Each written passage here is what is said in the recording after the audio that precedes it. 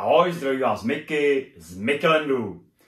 Tak a dnešní díl bude takový můj závěr trilogie na tady ty 1.8 sošky od Sideshow ze série Card of Death. Poslední, kterou si ukážeme, jsem si schválně schovával až jako poslední, protože přes blister a přes krabici, kterou jsem viděl, je tady Xyle. Mocná Xyle. Je to Osteomancer a přes blister vypadá jako strašně dobře. Já nebudu říkat, že vypadá nejlíp, protože všechny tři budou perfektní, ale na tuhletu jsem byl opravdu zvědavej.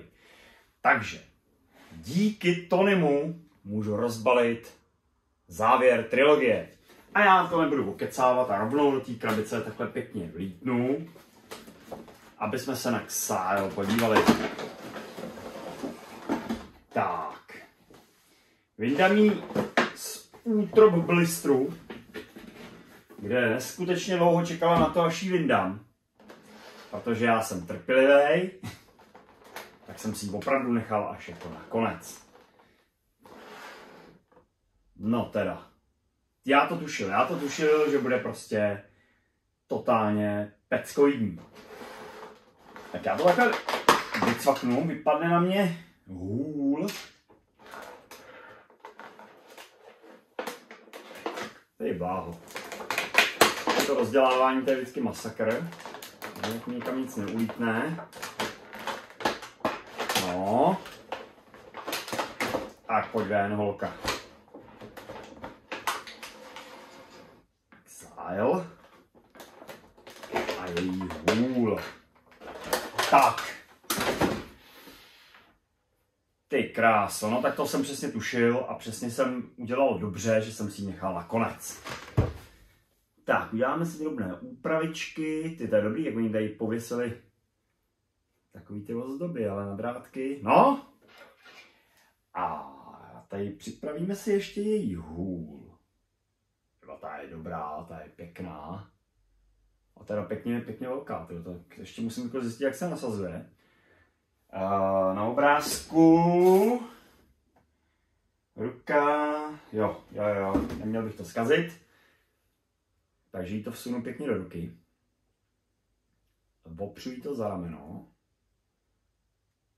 tak aby se to hezky vyváželo a já si myslím, že to mám dobře, když to udělám takhle. Tak, představuji vám, počkejte, ještě malá úprava. Tak. Takhle bych jí to nějak si to představoval, že by to mělo být. No to je jedno, víš, tak se to doladí potom, ale takhle by to mělo vypadat. Tak. Představuji vám Osteomancer Xyle. Doufám, že to vyslovuju dobře. No, to je nádhera. No, už zase začnou lítat emoce trošičku. Vypadá naprosto úchvatně. Takhle provedený plast jsem teda dlouho neviděl.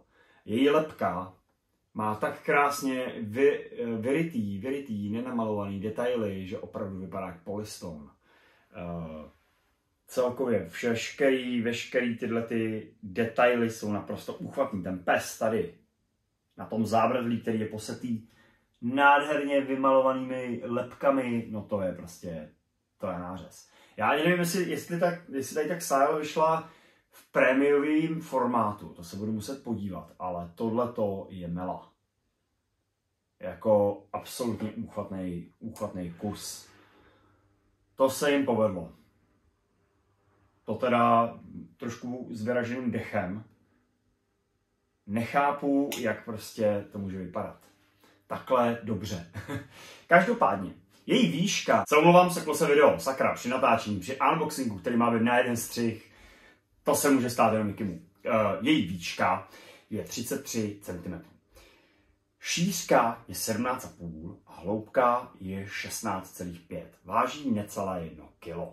Každopádně pocitově to umocňuje ta dlouhá hůl. Jo. To znamená, že bude muset být ve vitríně asi tak jako samostatně na nějakým pěkným podstavci. Jsem velice překvapený touhletou kvalitou. Je to teda třetí, tady z těch 1.8 a třetí prostě pro mě mega překvapení. Kouzlo má nádherně udělaný. Tam vidíte veškerý krásný detaily. Ty tahy tím štětcem, prostě, jak je malovaná, no prostě je to velice překvapující. A já mám pro vás ještě jednu takovou jako celkem dobrou zprávu, ačkoliv nejsem žádnej placený, žádnou propagací a podobně. Tak jsem Sideshow hlásí, že je vyprodáno.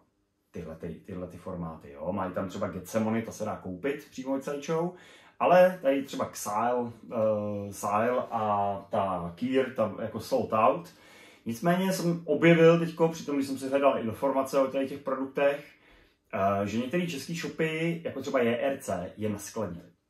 A pokud si chcete pořídit do své sbírky sošku v prémiové kvalitě, tak za ty prachy vám to absolutně doporučuji. A uznejte sami, ještě až uvidíte sami detail, tak si řeknete, že tohleto je prostě nádherný.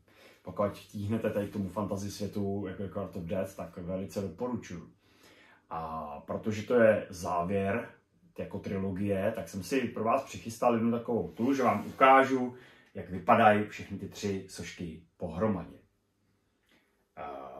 S odpuštěním tady, paní Xyle, vypnu si tady točnu a ukážu vám, když si zainvestujete zhruba polovinu toho, co byste dali za premium sochu, tak vás bude, tady odstraním tady nápovědníka, tak vás bude potom čekat takovýhle krásný setík. Já si je takhle pěkně vyrovnám. A co na ně říkáte takhle pěkně pohromadě? To je parádička, co? Jak říkám, s touhletou trilogií jsem naprosto spokojený.